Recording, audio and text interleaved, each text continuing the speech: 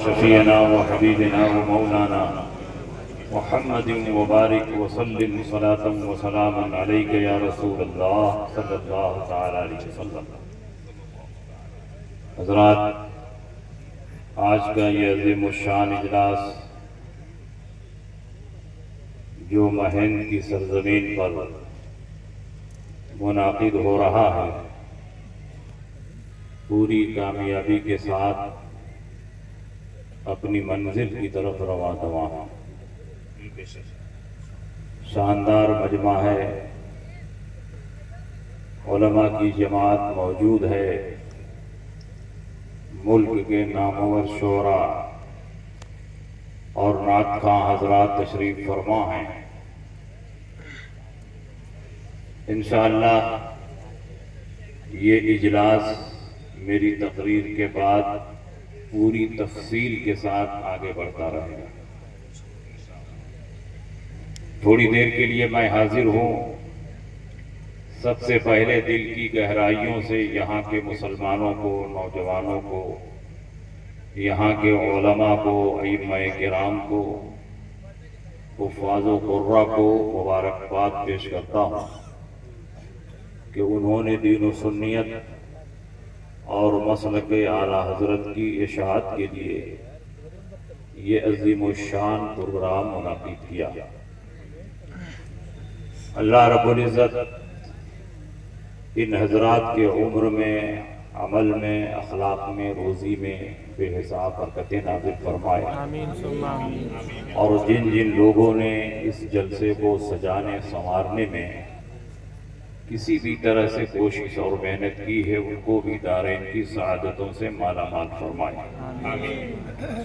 मैंने जिस आयत करीमा की तिलावत की, अल्लाह रब्बुल इज़्ज़त इरशाद फरमाता है, जो नबी के खिलाफ करे हिदायत आ जाने के बाद और आम मुसलमानों के रास्ते से हटकर कोई नया रास्ता इख्तियार करे, हम उसको उसके रास्ते पर छोड़ देंगे और उसको जहन्नम में दाखिल करेंगे। और जहन्नम पलटने की कितनी बुरी जगह है। ये आयत करीमा इस बात पर रोशन दलील है कि आम मुसलमानों के रास्ते पर चलना हक और अहले हक की पहचान है, और आम मुसलमानों के रास्ते से हटकर कोई नया रास्ता इख्तियार करना ये गुमराही और बददीनी की दलील है।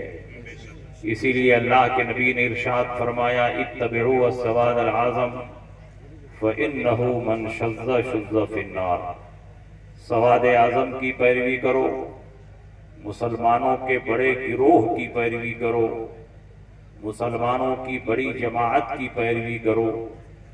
जो बड़े गिरोह से कटा वो सीधे जहन्नम में पहुंचा।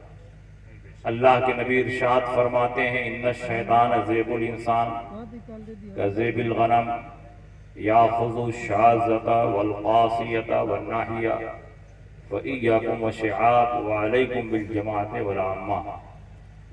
शैतान इंसानों का भेड़िया है, जैसे बकरियों का भेड़िया उसी बकरी को निशाना बनाता है जो बकरी रेवड़ से कटकर अलग थलग चलती है।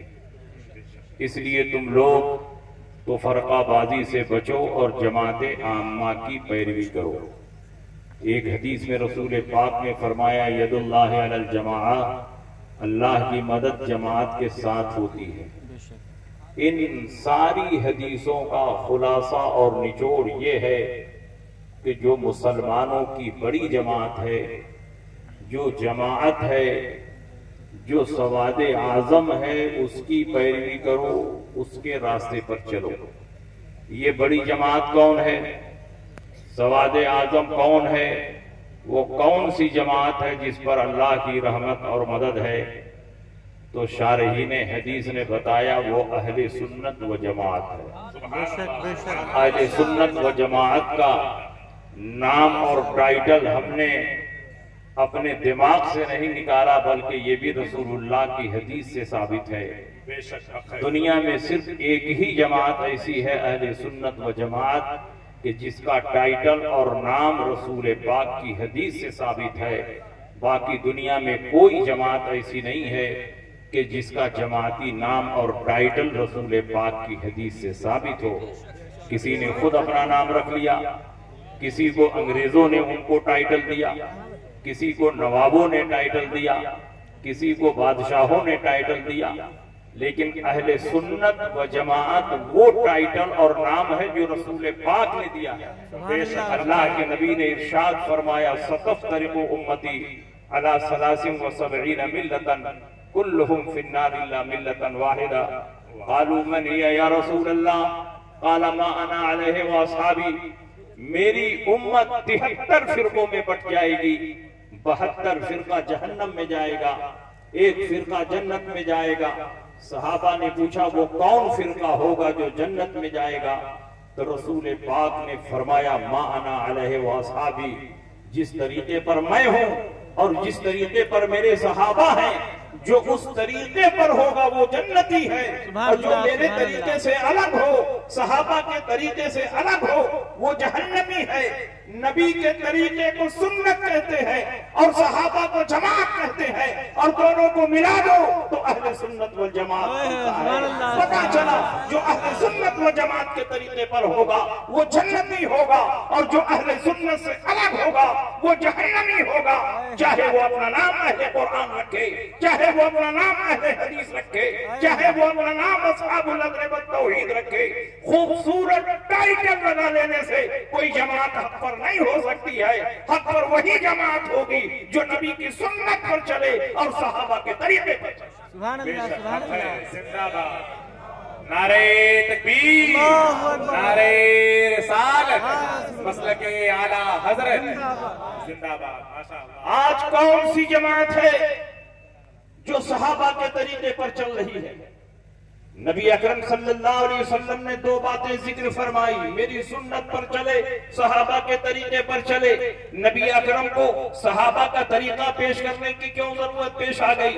नबी ने सिर्फ अपना ही तरीका पेश किया होता, जो मेरी सुन्नत पर चले वो जन्नती है, जो मेरे तरीके पर चले वो जन्नती है। नबी ने सहाबा का तरीका अपने तरीके के साथ क्यों पेश किया? नबी ने सहाबा की सुन्नत को अपनी सुन्नत के साथ क्यों बयान किया? इसलिए कि नबी को मालूम था कि एक दौर आएगा, लोग सहाबा को छोड़कर नबी की सुन्नत पर चलने का दावा करेंगे, सहाबा को छोड़कर कुरान पर अमल करने का दावा करेंगे, सहाबा को छोड़कर हदीस रसूल पर अमल का दावा करेंगे। और जब सहाबा को छोड़ दिया जाए तो कुरान पर भी अमल नहीं हो सकता, हदीस रसूल पर भी अमल नहीं हो सकता, नबी की सुन्नतों को भी पहचाना नहीं जा सकता। इसलिए नबी अकरम सल्लल्लाहु अलैहि वसल्लम ने अपनी सुन्नत के साथ साथ सहाबा के तरीके को लाजिम करा। बेशक बेशक। आज कौन सी जमात है जो सहाबा के तरीके पर चल रही है? आज तो हर आदमी कहता है मैं हक पर हूँ, मेरे सिवा सब गलत और बातिल है। कम पढ़े लिखे लोग कंफ्यूजन के शिकार हैं कि किसको हक पर माने और किसको न माने। नबी अकरम सल्लल्लाहु अलैहि वसल्लम ने एक आईना दे दिया, एक मेयार और कसौटी अता फरमा दिया है। नबी अकरम की हदीस का ये टुकड़ा मा अना अलैहि व अस्हाबी एक आईना है, और दुनिया में जितने बातिल फिरके हैं सबके चेहरे को ये आईना बेनकाब करता है, क्योंकि दुनिया में जितनी बातिल जमातें हैं वो सहाबा के तरीके से अलग है।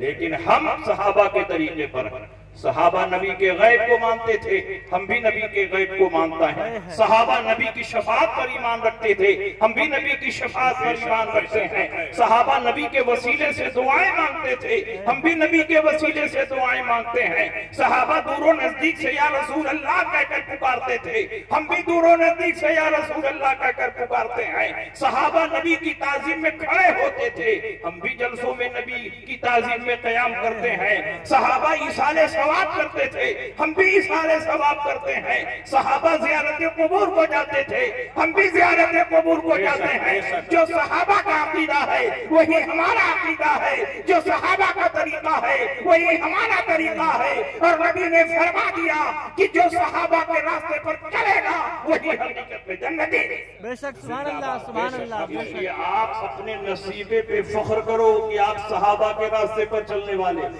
सहाबा के अकीदे पर चलने वाले। सहाबा नबी के गैब पर ईमान रखते थे, नबी की शफाअत पर ईमान रखते थे, नबी के वसीले से दुआएं मांगते थे। ये बात हवा में नहीं कही जा रही है, बुखारी और मुस्लिम की हदीसें मौजूद हैं। अल्लाह के नबी सय्यद आलम सल्लल्लाहु अलैहि वसल्लम के एक सहाबी हैं हजरत अबू बकरा। बुखारी शरीफ के शुरू ही में ये हदीस मौजूद है। बुखारी शरीफ जिल्द अव्वल किताबुस सलात बाबो मन रकअ दून सफ। यहाँ इमाम बुखारी ने उस आदमी का हुक्म बयान करना चाहा है जो मस्जिद में पहुंचे और मस्जिद के दरवाजे ही पर नियत बांध कर रुकू में चला जाए और रुकू में चलते चलते सफ में पहुंच जाए तो उसकी वो रकात शुमार में आएगी कि नहीं आएगी। इसी मसले को वाजे करने के लिए इमाम बुखारी ने ये बाब बांधा है। अबू बकरा की हदीस है, अन अबी बकरा अन्नहु इंतहा इला नबी सल्लल्लाहु अलैहि वसल्लम व हुवा राकिउन। हजरत अबू बकरा से मरवी है, मस्जिद नबवी शरीफ में पहुंचे, मस्जिद के दरवाजे पर जहां जूता चप्पल उतारा जाता है अभी वहीं पहुंचे थे। देखा हुजूर अलैहिस्सलाम रुकू में जा चुके, सहाबा रुकू में जा चुके। अबू बकरा ने सोचा कि वहां जाकर नियत बांधूंगा, जाते जाते हुजूर कहीं सर न उठा दे, मेरी एक रकात छूट न जाए। इसलिए अबू बकरा ने जल्दी जल्दी मस्जिद के दरवाजे ही पर नियत बांध लिया, वहीं रुकू में चले गए। रुकू में चलते चलते सफ में पहुंच गए। नबी अकरम मुसल्ले इमामत पर है, आपका चेहरा किबले की तरफ है, आने वाला पीठ के पीछे से आ रहा है। जब हुजूर अलैहिस्सलाम ने सलाम फेरा तो इरशाद फरमाया, अबू बकरा खड़े हो जाओ। अबू बकरा खड़े हो गए। अल्लाह के नबी ने इरशाद फरमाया, क्यों तुमने मस्जिद के दरवाजे ही पर नियत बांध कर रुकू कर लिया और रुकू में चलते चलते सफ में पहुंच गए? क्या तुमको सुन्नत तरीका नहीं मालूम कि सफ में पहुंचने के बाद नियत बांधना चाहिए? हजरत अबू बकरा ने ये नहीं कहा, या रसूल अल्लाह आपका चेहरा तो किबले की तरफ था, मैं पीठ के पीछे से आया और आपको पीठ पीछे का इल्म नहीं, तो कैसे आपने जान लिया कि अबू बकरा ने किस तरह नमाज शुरू की है? इसलिए कि वो सहाबी थे, वहाबी नहीं थे। कि नबी जैसे आगे देखते हैं वैसे ही पीछे देखते हैं। पूरी कायनात नबी के निगाहों के सामने है। अल्लाह के नबी ने इरशाद फरमाया, इन्नल्लाह रफ़अनी दुनिया फ़अना अंज़ुरु इलैहा व इला मा हुवा काइनुन फ़ीहा इला यौमिल क़ियामा कअन्नमा अंज़ुरु इला कफ़्फ़ी हाज़िही। जो कुछ दुनिया में हो चुका है, जो कुछ क़यामत तक होने वाला है, सबको समेट कर अल्लाह ने मेरे निगाहों के सामने कर दिया है। मैं तमाम चीजों को ऐसे ही देखता हूँ जैसे हाथ की हथेली को देखता हूँ। तुम्हारा रुकू भी मुझसे छुपा हुआ नहीं, तुम्हारा खुशू भी मुझसे छुपा हुआ नहीं। तुम लोग समझते हो कि मेरा चेहरा किबले की तरफ होता है, मैं तुमको पीठ के पीछे नहीं देखता हूँ। इन्नी ला अराकुम वरा ज़हरी कमा अराकुम अमामी। मैं तुमको पीठ के पीछे ऐसे ही देखता हूँ जैसे आगे देखता हूँ, क्योंकि मैं वो पैगंबर हूँ कि जब कब्रिस्तान से गुजरता हूँ मुर्दों के हालात को देखता हूँ, किसको अज़ाब हो रहा है, किसको सवाब दिया जा रहा है। मैं जमीन पर होता हूँ, आसमान वालों को देखता हूँ, मक्के में होता हूँ, मदीने वालों को देखता हूँ, मदीने में होता हूँ, जिनके रूप का मुशाहिदा करता हूँ, मिंबर पर होता हूँ, क़यामत तक के अहवाल को सहाबा के सामने बयान करता हूँ। जमीन पर होता हूँ, अपने हौज़े कौसर को देखता हूँ। वल्लाहि इन्नी ला अरा हौज़ल आन मिन मकामी हाज़ा। यही पर खड़े खड़े मैं अपने हौज़े कौसर को देख रहा हूँ। वो कैसा नबी है, जमीन पर है, आसमान वालों को देख रहा है, आसमान पर है, जमीन वालों को देख रहा है। आला हज़रत इमाम अहमद रज़ा ने इसी मंजर की अक्कासी करते हुए इरशाद फरमाया, सरे अर्श पर है तेरा गुज़र, दिले फर्श पर है तेरी नजर, मलकूत मुल्क में कोई शय नहीं वो जो तुझ पे आया नहीं। वो खुदा, खुदा का यही नजर नहीं और कोई मगर मगर जो वहां से हो, यही आके हो जो यहाँ नहीं हो।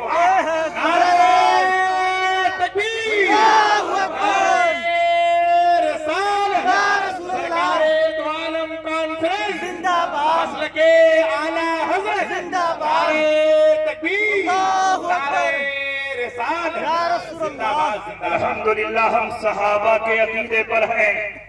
सहाबा का अकीदा था कि नबी गैब जानते हैं और हम भी ये अकीदा रखते हैं कि नबी गैब जानता है। ये नबी के गैब के मुनकिर है, नबी की शफाअत के मुनकिर है, अकीदे तवस्सुल के मुनकिर है, ज़ियारत क़ुबूर के मुनकिर है, ईसाले सवाब के मुनकिर है, या रसूल अल्लाह कहने के मुनकिर है।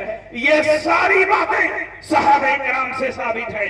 नबी अकरम सल्लल्लाहु अलैहि वसल्लम को अल्लाह ने इतना पावर और इख्तियार दिया है कि आप दुनिया में जिसकी शफाअत कर दें उसके लिए जन्नत वाजिब हो जाए, और आखिरत में आप जिसकी सिफारिश कर दें उसके लिए जन्नत का दरवाजा खुल जाए।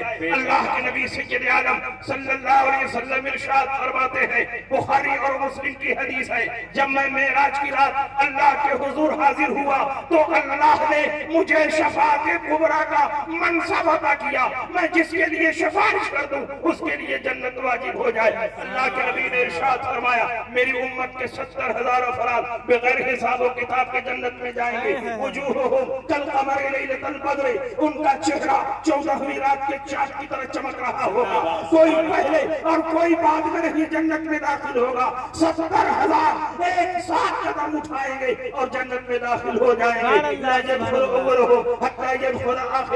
अल्लाह के नबी ने यह हदीस इरशाद फरमाई, एक सहाबी रसूल काशाई में मैसरती खड़े हुए, उन्होंने कहा उदुल्लाह यजअलनी मिनहुम या रसूलल्लाह, ऐ अल्लाह के नबी मेरे लिए भी दुआ फरमा दें, जो 70,000 अफराद बगैर हिसाब और किताब के जन्नत में जाएंगे उसमें मेरा भी नाम शामिल हो जाए। नबी ने यह नहीं फरमाया कि दुनिया में शफाअत का पावर नहीं, दुनिया में शफाअत का इख्तियार नहीं, जब आखिरत में शफाअत का पावर दिया जाएगा तब मेरी बारगाह में अपनी सिफारिश पेश करना, बल्कि नबी ने इसी दुनिया ही में जन्नत का इख्तियार और जन्नत का पावर दिखाते हुए इरशाद फरमाया, अंत मिनहुम, जाओ उन 70,000 में तुम्हारा भी नाम शामिल कर दिया। इसका मतलब यह हुआ कि 70,000 का कोटा अगर अल्लाह ने मुकर्रर किया है, लेकिन 70,000 में कौन दाखिल होगा, कौन खारिज होगा, सिलेक्शन का इख्तियार प्यारे मुस्तफा को दिया गया है। मुस्तफा जिसे चाहेंगे वो 70,000 में दाखिल हो जाए, और जिसे नहीं चाहेंगे वो लाख नमाज़ें पढ़े, रोजा रखे, कुरान की तिलावत करे, मुस्तफा की शफाअत का मुस्तहिक नहीं। बेशक बेशक इसलिए आला हज़रत फरमाते हैं, आज ले उनकी फना, आज मदद मांग उनसे, फिर न मानेंगे कयामत में अगर मांगे।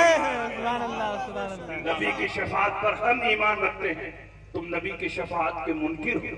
अल्लाह के नबी सय्यद आलम सल्लल्लाहु अलैहि वसल्लम इरशाद फरमाते हैं, ये भी बुखारी की हदीस है, जब ये आयत करीमा उतरी, वला सौफा युअतीका रब्बुका फतरदा, अन करीब परवरदिगार आलम आपको इतना अता फरमाएगा कि आप राजी हो जाएंगे। तो मेरे महबूब मचल कर फरमाते हैं, मैं राजी ही नहीं होऊंगा।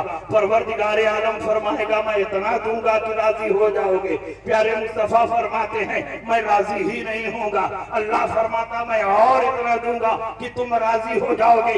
नबी फरमाते हैं, मैं राजी ही नहीं होगा। परवरदिगार आलम फरमाएगा, ऐ मेरे महबूब बताओ तुम कैसे राजी हो गए। बुखारी की हदीस है, अल्लाह के नबी इरशाद फरमाते हैं, मैं उस वक्त तक राजी ही नहीं होगा जब तक मेरी उम्मत का एक एक फर्द जहन्नम से निकल कर जन्नत में दाखिल हो।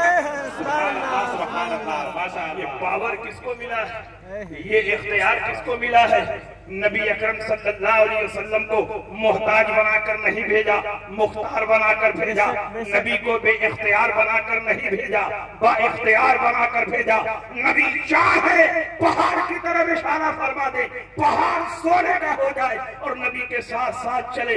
नबी इरशाद फरमाते हैं, लौ शैतो लसारा माया जबलुन मिन जिबाली ज़हर, अगर मैं चाहूं तो ये पहाड़ सोने का बन जाए और मेरे साथ साथ चले। अल्लाह के नबी को अल्लाह ने इतना पावर और इख्तियार दिया है कि आप पेड़ की तरफ इशारा कर दे तो पेड़ आपकी बारगाह में सजदा रेज हो जाए। आप चांद की तरफ इशारा कर दे, डूबा हुआ सूरज पलट आए, और आप सूरज की तरफ इशारा कर दे, डूबा हुआ सूरज पलट आए। चांद की तरफ इशारा कर दे, दो टुकड़े हो जाए। जानवर की तरफ इशारा कर दे, आपकी बारगाह में हाजिर होकर इंसानों की तरफ कलाम करने लगे। कंकर की तरफ इशारा कर दे, नबी का कलमा पढ़ने लगे। आला हजरत इमाम अहमद रज़ा फरमाते हैं, सूरज उल्टे, पांव पलटे, चांद इशारे से हो चाल, अंधे नजदी देख ले कुदरत रसूलुल्लाह की। इशारे से चांद को चीर दिया, डूबे हुए खून को फेंक दिया, गए हुए दिन को असर किया। ये ताबत तुम्हारे लिए। माशाअल्लाह माशाअल्लाह, हक है, जिंदाबाद। आला हजरत इमाम अहमद रज़ा ने उसी नबी का तारुफ किया जिस नबी को अल्लाह ने फुल पावर बनाकर भेजा। आला हजरत इमाम अहमद रजा ने उसी नबी की अजमत हमारे दिलों में बैठाई जिसको अल्लाह ने अपना नायब मुतलक और खलीफा आजम बनाकर भेजा, जिसके इल्म का यह आलम है कि तमाम अव्वलीन और आखिरीन के इल्म को एक पल्ले पर रख दो और नबी के इल्म को दूसरे पल्ले पर रखो तो मुस्तफा का इल्म भारी पड़ जाएगा। मुस्तफा का हम कलमा पढ़ते हैं कि नबी अकरम सल्लल्लाहु अलैहि वसल्लम मैदान महशर में जब शफाअत नहीं करेंगे उस वक्त तक किसी नबी और रसूल को शफाअत की जुर्रत न होगी, चाहे आदम की उम्मत हो, चाहे ईसा की उम्मत हो, चाहे मूसा की उम्मत हो, किसी नबी की उम्मत हो, सब हैरान और परेशान होंगे। लेकिन प्यारे मुस्तफा होंगे कि सारी उम्मतियों की शफाअत कर रहे होंगे। अना अव्वलु मन यक़रउ बाबल जन्नह, सबसे पहले जन्नत का फाटक मैं खटखटाऊंगा, मेरे लिए फाटक खोला जाएगा और जिसको चाहूंगा मैं जन्नत में दाखिल करूंगा। बेशक बेशक, सुभान अल्लाह सुभान अल्लाह। उस प्यारे मुस्तफा का हम कलमा पढ़ते हैं। आला हजरत इमाम अहमद रज़ा फाज़िल बरेलवी पूरी जिंदगी नामूसे रिसालत का पहरा देते रहे, पूरी जिंदगी हमारे दिलों में अज़मत मुस्तफा बैठाते रहे। इसीलिए आला हजरत इमाम अहमद रज़ा फाज़िल बरेलवी को दुनिया से गए हुए 100 साल से ज्यादा हो गया, लेकिन आज भी दुनिया के तमाम खित्तों में आला हजरत और मसलक के आला हजरत का परचम लहरा रहा है। यूरोप चले जाओ, अफ्रीका चले जाओ, अमेरिका चले जाओ, दुनिया के किसी भी खित्ते में चले जाओ, हर जगह आला हजरत का कलाम भी पढ़ा जा रहा है, आला हजरत का सलाम भी पढ़ा जा रहा है और मसलक के आला हजरत का नारा भी। बेशक, जिंदाबाद जिंदाबाद। पूरी जिंदगी उन्होंने मुस्तफा जाने रहमत की अजमत की हिफाजत की, तो अल्लाह के नबी ने इमाम अहमद रजा को वो अजमत अता फरमाई कि आज दुनिया के हर हिस्से में इमाम अहमद रजा का चर्चा हो रहा है। और आपके इल्म का आलम यह है कि 10वीं सदी हिजरी के बाद अब तक 450 साल का जमाना बीत गया है। अब तक पूरी दुनिया में इमाम अहमद रजा के टक्कर का न कोई मुजद्दिद पैदा हुआ। क्या कहने, जिंदाबाद जिंदाबाद। 10वीं सदी हिजरी के मुजद्दिद अल्लामा जलालुद्दीन सयूती है, उन्होंने 1000 से ज्यादा किताबें तहरीर फरमाई। अल्लामा जलालुद्दीन सयूती के बाद पूरी दुनिया में चाहे आलम अरब हो, चाहे आलम अजम हो, जितने मुहद्दिसीन पैदा हुए, जितने मुहद्दिसीन पैदा हुए, जितने मुहद्दिसीन पैदा हुए, सबकी तशरीफात को और सबके कारनामों को सामने रखो। आला हजरत इमाम अहमद रजा से बढ़कर न कोई मुजद्दिद पैदा हुआ। जिंदाबाद जिंदाबाद। नारे तकबीर, अल्लाहु अकबर, नारे रिसालत, मसलके आला हजरत जिंदाबाद मसलके आला हजरत जिंदाबाद जिंदाबाद जिंदाबाद। हजरत इमाम अहमद रजा ने वाह, 1000 से ज्यादा किताबें तस्नीफ फरमाई और कुछ किताबें तो ऐसी लिखी कि पूरी किताब में नुक्ते वाला कोई लफ्ज ही नहीं इस्तेमाल किया। अल्लाहु अकबर।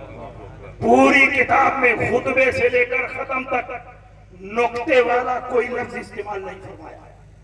और कुछ किताबें ऐसी तस्नीफ फरमाई कि कोई लफ्ज ऐसा नहीं इस्तेमाल फरमाया जिसमें नुक्ता था। ये कुदरत, ये महारत, ये काबिलियत आदमी अपनी मेहनत और कोशिश से हासिल नहीं कर सकता। ये इल्म लदुन्नी है जो आला हजरत इमाम अहमद रजा को हासिल है, क्योंकि पूरी जिंदगी मुस्तफा जाने रहमत की इज्जत की हिफाजत करते रहे। तो मुस्तफा जाने रहमत ने अपने इल्म का वो जौहर अता फरमा दिया कि इमाम अहमद रजा है कि पूरी जिंदगी में 1000 से ज्यादा किताबें लिखते हुए नजर आ रहे। बेशक बेशक, सुभान अल्लाह सुभान अल्लाह। आला हजरत जब हज के लिए तशरीफ ले गए, पहली बार वालिदैन के साथ गए और दूसरी बार अचानक बातिनी कशिश की बुनियाद पर आला हजरत इमाम अहमद रजा हज के लिए तशरीफ ले गए। वहां पहुंचे तो मौलवी खलील अम्बेडवी पहले से मौजूद थे। उस वक्त हरमैन तैयबैन पर हम सुन्नियों की हुकूमत कायम थी, तुर्कों की हुकूमत कायम थी, खिलाफत उस्मानिया कायम थी और खिलाफत उस्मानिया के लोग सुन्नी हनफी मुसलमान। खलील अहमद अम्बेडवी ने 6 सवालात पेश किए और शरीफ मक्का के दरबार में ये गुजारिश की कि अगर आप लोगों का अकीदा है कि नबी गैब जानते हैं तो आप मेरे सवालों का जवाब अता फरमा दीजिए। शरीफ मक्का ने मौलाना साले कमाल को बुलाया और फरमाया कि ये वहाबियों की तरफ से 6 सवाल आता है। अल्लाहु अकबर। नारे रिसाल, या रसूल अल्लाह, नारे रिसाल। या रसूल अल्लाह। आप ये सवाल ले जाइए, 2 दिन में इसका जवाब लिखकर मेरे दरबार में पेश कीजिए। शरीफ मक्का मौलाना साले कमाल जो मुफ्ती अहनाफ के ओहदे पर फाइज थे, सवाल लेकर गए, अपनी अलमारी में रख दिया। आला हजरत इमाम अहमद रजा को खबर मिली कि वहाबियों ने इल्म गैब मुस्तफा पर हमला किया है। शरीफ मक्का को एक किताब चाहिए, उसमें इल्म गैब का जवाब चाहिए। आला हजरत इमाम अहमद रजा जो बरेली में बैठकर नामुसे रिसालत की हिफाजत करते रहे, उनको कैसे ये गवारा हो सकता है कि मक्के की सरजमीन पर आला हजरत के इल्म पर हमला हो और इमाम अहमद रजा खान चुपचाप बैठे रहे। इमाम अहमद रजा का कलम मचलने लगा। आला हजरत इमाम अहमद रजा मौलाना साले कमाल के घर गए। मिलाद की महफिल चल रही थी, बड़े बड़े उलमा और मशाइख मौजूद थे। आला हजरत जब पहुंचे, उलमा ने खड़े होकर आला हजरत का इस्तकबाल किया और मौलाना साले कमाल ने कहा, हुजूर जब आप आ ही गए हैं, कुछ देर तकरीर फरमा दे ताकि मिलाद इख्तिताम को पहुंच गए। आला हजरत इमाम अहमद रजा खड़े हुए और अरबी ज़बान में किताब और सुन्नत की रोशनी में तकरीबन 2 घंटा मुसलसल इल्म गैब मुस्तफा पर आला हजरत इमाम अहमद रजा तकरीर फरमाते रहे और अरब के बड़े बड़े उलमा छूटते रहे। माशाअल्लाह, माशाअल्लाह। जब तकरीर खत्म हुई, शरीफ मक्का का दिया हुआ पर्चा याद आया। मौलाना साले कमाल ने अरमानी में से पर्चा निकाला, कहा जो किताब मुझे लिखनी है वो तो मौलाना अहमद रजा को सब जुबानी आ गया। जिंदाबाद। उन्होंने पर्चा निकाला, कहा हुजूर ले जाए और इसका जवाब लिखकर मुझे 2 दिन में पेश कर दें। आला हजरत इमाम अहमद रजा ने फरमाया कि इस मौजू पर अहमद रजा का कलम चलेगा तो पूरी तहकीक के साथ लिखा जाएगा। उन्होंने कहा हुजूर इतना टाइम नहीं है, जो आपने बयान फरमाया उसमें सारे जवाबात मौजूद हैं, आप उसी को लिख दीजिए, किताब तैयार हो जाएगी। आला हजरत ने पूछा कितना टाइम है, उन्होंने कहा 2 दिन। आला हजरत इमाम अहमद रजा फरमाते हैं 2 दिन तो बहुत है, चंद घंटों में अहमद रजा एक ऐसी किताब लिख देगा कि सुबह क़यामत तक वहां भी उसका जवाब नहीं दे पाएगा। जिंदाबाद, जिंदाबाद। आला हजरत वो पर्चा लेकर गए अपनी क़यामगाह पर, और आला हजरत हम लोगों की तरह कोई छोटे मोटे मौलवी नहीं थे। मर जाए उलमा, मर जाए फतवा, मर जाए तकवा, हर वक्त उलमा की भीड़। आला हजरत इमाम अहमद रजा को कब फुर्सत मिले कि किताब लिखे, उसी में बुखार आ गया। लेकिन बुखार की शिद्दत में आला हजरत इमाम अहमद रजा ने कलम उठाया और बगैर किसी किताब को देखे हुए मजमूई तौर पर सिर्फ 8.5 घंटे में अद-दौलतुल मक्किया बिल मादतिल गैबिया के नाम से आला हजरत इमाम अहमद रजा ने अरबी ज़बान में एक ऐसी अज़ीमुश्शान किताब तहरीर फरमाई कि जब ये किताब शरीफ मक्का के दरबार पढ़ी जा रही थी, अभी आधी किताब पढ़ी गई और शरीफ मक्का ने फैसला सुना दिया, अल्लाह युती व हाउलाई यमनऊन। अल्लाह अपने हबीब को गैब का इल्म अता फरमाता है और ये वहाबी उसका इनकार। जिंदाबाद, जिंदाबाद। आला हजरत जब वो किताब लेकर बंबई आए, पानी के जहाज से गए थे, पानी के जहाज से वापिस आए, कुर्ला कसाई वाला में आला हजरत का क़याम था। इकराम इमाम अहमद रजा का मुताला करें, मुफ्ती बुरहानुल हक साहब की लिखी हुई किताब। कुछ लोगों ने कहा हुजूर बगैर किसी किताब को देखे हुए आपने अरबी ज़बान में सिर्फ 8.5 घंटे में इतनी अज़ीमुश्शान किताब कैसे लिख दी? आज का मौलवी होता खुलकर गुब्बारा हो जाता, मेरे इल्म का कमाल है, मेरी ज़हानत का कमाल है। लेकिन आला हजरत इमाम अहमद रजा फरमाते हैं कि इसमें मेरा कोई कमाल नहीं, सबको से पाक का कमाल है। जब किताब लिख रहा था ऐसा महसूस हो रहा था गौसे पाक की रूहानियत मेरे पुश्त पर सवार है। क्या नबी जिसने हिदायत का हम बच्चा तेरा शेर को खतरे में लाता नहीं, कुत्ता तेरा गौसे पाक बताते जा रहे हैं और अहमद रजा का कलम चलता जा रहा है। अल्लाहु अकबर। या रसूल अल्लाह, या रसूल अल्लाह। सल्लल्लाहु तआला अलैहि अद-दौलतुल मक्किया सिर्फ अहमद रजा की किताब नहीं बल्कि गौसे पाक की जिंदा करामत। बेशक बेशक हक है। आज भी ये किताब लाजवाब है और सुबह क़यामत तक लाजवाब रहेगी इंशाअल्लाह। ये तो आला हजरत के इल्म का आलम है और आला हजरत की बुजुर्गी, आला हजरत की विरायत, आपके कश्फो करामत और आपकी बातनी कशिश का आलम यह है कि गौसे पाक रज़ी अल्लाह ताला अन्हु ने बहुत सारे वलियों के ख्वाब में आकर फरमाया, इस दौर में मौलाना अहमद रजा मेरे नायब हैं, मैंने नियाबत का ताज मौलाना अहमद रजा के सर पर रखा। जमात अहले सुन्नत के बहुत बड़े आलिम और मुहद्दिस पीर सैयद जमात अली शाह मुहद्दिस अली पूरी ने ख्वाब देखा। ख्वाब में गौसे पाक तशरीफ लाए। पूछा, हुजूर इस वक्त हिंदुस्तान में आपका नायब कौन है? तो सरकार गौसे पाक ने फरमाया, इस वक्त हिंदुस्तान में मेरा नायब मौलाना अहमद रजा खां बरेलवी। जब आला हजरत की करामत, आला हजरत की विलायत का मर्तबा ऊंचा हुआ तो पाकिस्तान के रहने वाले, उस वक्त पाकिस्तान बना नहीं था, शरफपुर के रहने वाले पीरे तरीक़त शेखुल मशाइख हजरत अल्लामा शेर मोहम्मद शरफपुरी ने ख्वाब देखा। सरकार गौसे पाक ख्वाब में तशरीफ लाए। अल्लामा शरफपुरी ने पूछा, हुजूर इस वक्त पूरी दुनिया में आपका नायब कौन है? सरकार गौसे पाक ने फरमाया, इस वक्त पूरी दुनिया में मेरा नायब मौलाना अहमद रजा खां बरेलवी। सुभान अल्लाह, सुभान अल्लाह, सुभान अल्लामा शरफपुरी शरफपुर से चलकर बरेली आए। आला हजरत की बैठक में दाखिल हुए। आला हजरत इमाम अहमद रजा अपनी बैठक में तशरीफ फरमा है। अल्लामा शरफपुरी जैसे ही हुजरे में दाखिल हुए, आला हजरत इमाम अहमद रजा को सलाम किया, उनके हाथ को बोसा दिया और पलट कर आला हजरत इमाम अहमद रजा ने अल्लामा शरफपुरी के हाथ को बोसा दिया। उन्होंने कहा, हुजूर आपने मेरे हाथ को क्यों चूम लिया? मैंने तो इसलिए आपका हाथ चूमा कि आप हिंदुस्तान के सबसे बड़े आलिम हैं, सबसे बड़े फकीह हैं, सबसे बड़े मुफ्ती हैं। आपने मेरा हाथ क्यों चूमा? मैंने अपना नस्ब नहीं बताया, अपना नाम नहीं बताया, अपना तारुफ नहीं करवाया, आपने क्यों मेरा हाथ चूम लिया?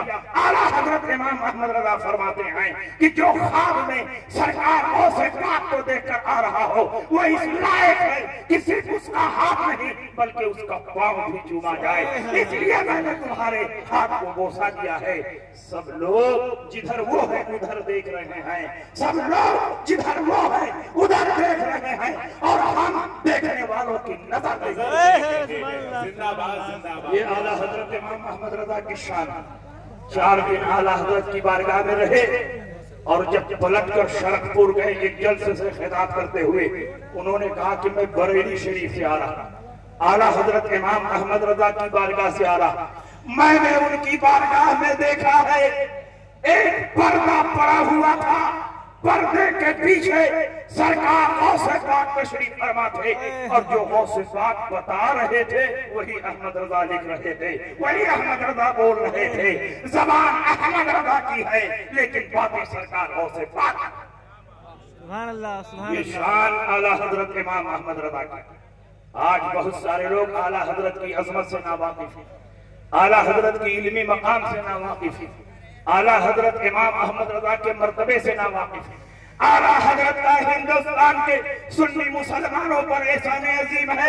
आज खानकाहें बची हैं तो वो आला हजरत इमाम अहमद रजा की खिदमत के नतीजे में बची हैं। आज सालात की जो अजमत हो रही है वो आला हजरत इमाम अहमद रजा की तालीमात का नतीजा है। आज मस्जिदों का तक़द्दुस जो महफूज है वो आला हजरत की तशरीफात का नतीजा है। बेशक हक है। जिंदाबाद जिंदाबाद। और आला हजरत इमाम अहमद रजा फाजिल बरेलवी की जबान रब की बारगाह में इस कदर मकबूल और मुस्तजाब थी कि जो बात आपकी जबान से निकलती थी रब की बारगाह में कबूल हो जाती। सुभान अल्लाह। आप हयात आला हजरत उठाकर देखी, बरेली शरीफ के रहने वाले इल्म नजूम और इल्म हयात के बहुत माहिर अल्लामा गुलाम हुसैन बरेलवी ये सितारों की चाल देखकर बता देते कि बारिश होगी कि नहीं। और आला हजरत इमाम अहमद रजा सिर्फ इल्म नजूम इल्म हयात में माहिर नहीं थे, 100 से ज्यादा उलूम व फनून में आला हजरत इमाम अहमद रजा को महारत ताम। जब आला हजरत की बारगाह में वो पहुंचे तो आला हजरत इमाम अहमद रजा के वालिद के दोस्त हैं, अल्लामा नकी अली खान के दोस्त हैं, और बाप का दोस्त भी बाप ही के दर्जे में होता। इसलिए आला हजरत इमाम अहमद रजा ने उनकी बड़ी तौकीर फरमाई, बड़ी इज्जत फरमाई और उनकी ज़ियाफत वगैरह की। उसके बाद फरमाया कि बरेली में बारिश नहीं हो रही है, किसान पानी के लिए परेशान है, लोग बारिश के इंतजार में हैं। आप साथ सितारों की चाल देखकर बता दें कि बारिश होगी कि नहीं होगी। अल्लामा गुलाम हुसैन बरेलवी ने गौर से आसमान पर खिलने वाले सितारों को देखा, कागज पर एक जायचा और नक्शा बनाया और आला हजरत की तरफ बढ़ाते हुए फरमाया कि इस महीने में बारिश नहीं होगी, आइंदा महीने में बारिश होगी। आला हजरत इमाम अहमद रजा ने फरमाया कि अगर मेरे रब ने चाहा तो इसी महीने में बारिश होगी। उन्होंने कहा इस महीने में बारिश नहीं होगी, आज सितारों की चाल नहीं देखते, इस महीने में बारिश नहीं होती, आज सितारों की वजह नहीं देखते। आला हजरत इमाम अहमद रजा फरमाते हैं मैं सितारों की चाल भी देख रहा हूँ, सितारों की वजह भी देख रहा हूँ और सितारों को पैदा करने वाले रब की कुदरत भी देख रहा हूँ। मेरे रब ने चाहा तो इसी महीने में बारिश होगी। उन्होंने कहा इस महीने में बारिश नहीं होगी। इल्मे नुजूम और इल्मे हयत के ज़न्नी कायदों पर उनको इतना भरोसा था कि अल्लाह की कुदरत से गाफिल हो रहे हैं, उन्हें पता भी नहीं चल रहा है। आला हजरत एक आलिम रब्बानी है, आलिम रब्बानी जब किसी को भटकता हुआ देखता है तो हिदायत का इंतजाम करता है। आला हजरत इमाम अहमद रजा ने सोचा कि इनको समझाना जरूरी है वरना इनके पांव डगमगा रहे हैं। आपके सामने एक घड़ी लटक रही थी, घड़ी में 11:15 बज रहे थे। आला हजरत ने पूछा बताइए घड़ी में क्या टाइम हुए हैं?